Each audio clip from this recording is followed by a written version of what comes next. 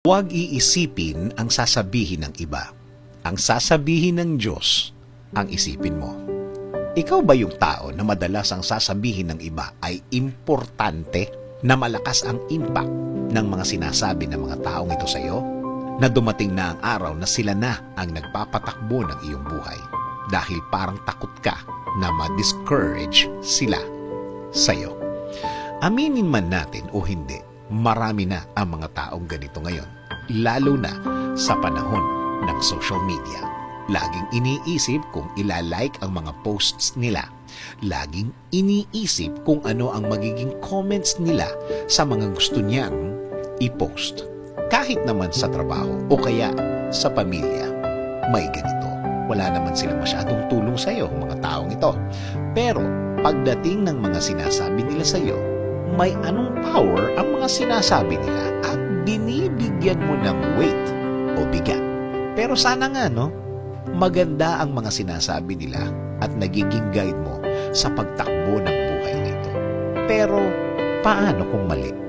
Eto ang masakit. Alam mo naman na wala nang pakinabang ang mga sinasabi nila. Sunod ka pa rin ng sunod. At the end of the day, lagi naman ang sasabihin ng Diyos ang mahalaga sa ating buhay. Dito, sure ka. Dito, sigurado ka na. Sa mabuti o mas mabuti ka, mapupunta. Kapag maayos ang relasyon mo sa Kanya, lagi kayong nag-uusap, lagi kang nagdarasal ng mga gusto mo sa buhay, nasasabi ang mga gusto mong sabihin, sure ka na kabutihan mo ang gusto niya para sa iyo. At sa Kanyang guidance, laging nakapattern kung saan mas magiging maganda ang future mo. Tama, hindi lang mapaganda ang ngayon mo, lalo na ang kinabukasan mo. Kahit sa pinakamahirap na gagawing desisyon, dapat guidance niya ang hinahanap mo, ang sagot niya, ang masasabi niya. At hingin na maging maganda ang proseso. At sana, hindi ka masyadong masaktan kasama ng iyong pamilya.